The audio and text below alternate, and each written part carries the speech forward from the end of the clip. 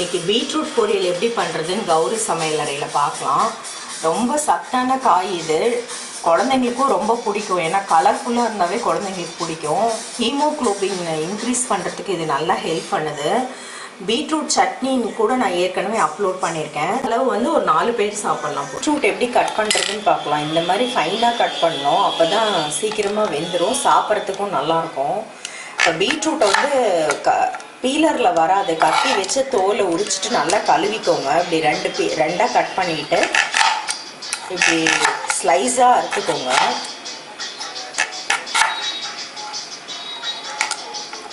அதுக்கப்புறம் இப்படி நீளமாக கட் பண்ணிவிட்டு அதை குறுக்க இப்படி கட் பண்ணிங்கன்னா இந்த மாதிரி பீசஸ் கிடச்சிரும். இன்க்ரீடியன்ட்ஸ் பார்க்கலாம். தாளிக்கிறதுக்கு 2 ஸ்பூன் எண்ணெய், கடுகு, உளுத்தம்பருப்பு, கடலைப்பருப்பு.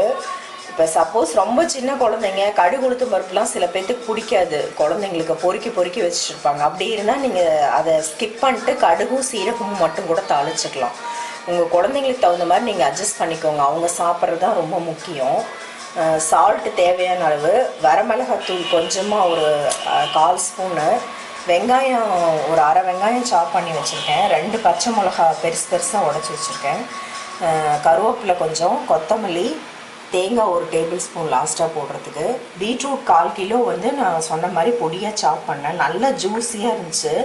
சாப் பண்ணோடனே நல்லா ஜூஸ் வந்துச்சு பாருங்கள். கையே எல்லாம் எவ்வளோ ரெட் ஆகிடுச்சு. இந்த மாதிரி ரெட் கலர் வெஜிடபிள்ஸ்லாம் கிடைக்க ரொம்ப இதாக தான் கிடைக்கும். இப்போ சிகப்பு குடமிளகா, இந்த மாதிரி பீட்ரூட் அந்த மாதிரி தான். இது சொல்லவே தேவையில்லை, பிளட்டுக்கு ரொம்ப நல்லது, ஹீமோக்ளோபின் அதிகப்படுத்தும். ஏற்கனவே பீட்ரூட் சட்னி நான் அப்லோட் பண்ணியிருக்கேன். நீங்கள் ஜூஸ் கூட போட்டு கொடுக்கலாம் அடிக்கடி பீட்ரூட்டு. 1 ஸ்பூன் எண்ணெய் ஊற்றிருக்கேன். இதில் கடுகு, உளுத்தம்பருப்பு, கடலைப்பருப்பு எல்லாமே 1/4 ஸ்பூன். வெங்காயம் சாப் பண்ணி வச்சது, 2 பச்சை மிளகா வந்து நடுவில் கீறி விட்டு 2ஆக உடச்சிருக்கேன். ஏன்னா லஞ்ச் பாக்ஸ்லாம் நீங்கள் கொடுக்குற மாதிரி இருந்துச்சுன்னா பொரியல் வந்து இந்த பச்சை மிளகா பெரிய பீஸாக இருந்தால் லாஸ்ட்டாக வந்து எடுத்துடலாம் ஈஸியாக. அது குழந்தைங்களுக்கு வாய்க்கு வராமல் இருக்கும். இப்போ இந்த வெங்காயத்தை 1 நிமிஷம் வதக்கி விட்டுக்கலாம். ஸ்லோ பண்ணிக்கோங்க அடுப்பை. இதில் தேவையான அளவு உப்பு போட்டுக்கலாம். போட்டுக்கிட்டு இந்த பீட்ரூட் கொஞ்சம் ஸ்வீட்டாக இருக்கும், அதனால கொஞ்சமாக 1/4 ஸ்பூன் தனி மிளகாத்தூள் ஆட் பண்ணுறேன். உங்களுக்கு பரவாயில்ல, குழந்தைங்களுக்கு ஸ்வீட்டாக இருந்தாலே போதும்னா நீங்கள் அந்த பச்சை மிளகாயோடய விட்டுடலாம். இதை ஆட் பண்ண தேவையில்லை மிளகாத்தூளை. இப்போ இதை நல்லா மிக்ஸ் பண்ணிக்கலாம். உப்பு மிளகாத்தூளும் நல்லா மிக்ஸ் ஆகிற மாதிரி. இந்த காயும் ஒரு நிமிஷம் எண்ணெயில் வதங்கட்டும். எடுத்தோடனே தண்ணி ஊற்றாங்க. வதங்கினதுக்கப்புறம் நீங்கள் வந்து தண்ணி வந்து இதுக்கு ரொம்ப கம்மியாக ஒரு 1/4 டம்ளர் அளவுக்கு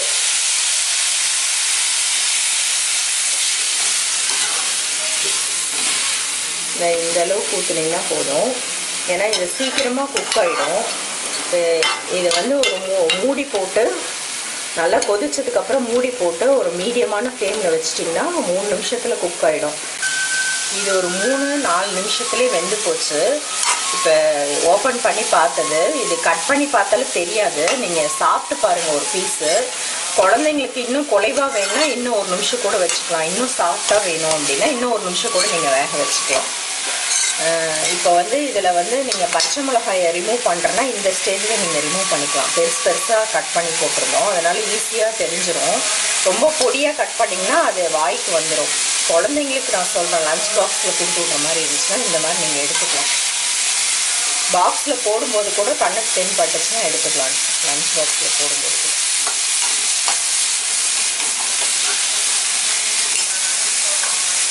இப்போ வந்து கருவேப்பிலையை ஆட் பண்ணிக்கலாம்.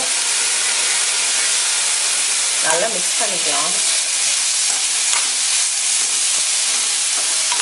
இந்த கொத்தமல்லி தழை சாப் பண்ணி வச்சதை ஆட் பண்ணிக்கலாம். அதையும் நல்லா மிக்ஸ் பண்ணிக்கோங்க. லஞ்ச் பாக்ஸ் கொடுக்குறதா இருந்தால் தேங்காய் கொத்தமல்லிலாம் நல்லா அடுப்பு ஆனில் இருக்கும்போதே வதக்கி விட்டிங்கன்னா கெட்டு போகாமல் இருக்கும் வெய்ய காலத்தில். சில பேர் வந்து ஆஃப் பண்ணிவிட்டு மேலே கொத்தமல்லி தழை ஈரம் இல்லாமல் இருந்தால் ஓகே, ஈரத்தோடு போடுவாங்க. ஏன்னா கழுவுன ஈரம் அப்படியே இருக்கும். அது புளி இருக்கிற குழம்புலாம் ஓகே, பட் இந்த மாதிரி பொரியெல்லாம் கெட்டு போகிறதுக்கு நிறைய சான்ஸ் இருக்குது. இப்போ இந்த தேங்காய் துருவல் போட்டுக்கலாம். நல்லா மிக்ஸ் பண்ணி விட்டுக்கலாம். தேங்காயும் போட்டு 1 நிமிஷம் ஒரு அரை நிமிஷம் மிக்ஸ் பண்ணிக்கலாம். தேங்காயை போட்டு தேங்காய் அந்த சூப்பில் வணக்கி விட்டிங்கன்னா அந்த தேங்காய் கெட்டு போகாது. ஏன்னா மார்னிங் நேரத்துலேயே 6 மணிக்கு 7 மணிக்கே செய்கிறீங்க, மத்தியானம் லஞ்சுக்கு நீங்கள் ஆஃபீஸ்க்கு எடுத்துகிட்டு போகிறீங்க, குழந்தைங்களுக்கு கொடுத்துட்டு போகிறீங்கன்னா அந்த தேங்காயை வதக்கிக்கணும் நல்லா. இப்போ இதை ஆஃப் பண்ணிடலாம். இந்த சுவையான பீட்ரூட் சத்தான பொரியல் ரெடி ஆயிடுச்சு. இது நீங்கள் செஞ்சு பார்த்துட்டு எப்படி இருக்குன்னு உங்கள் ஃபீட்பேக் பண்ணி ஷேர் பண்ணிக்கோங்க.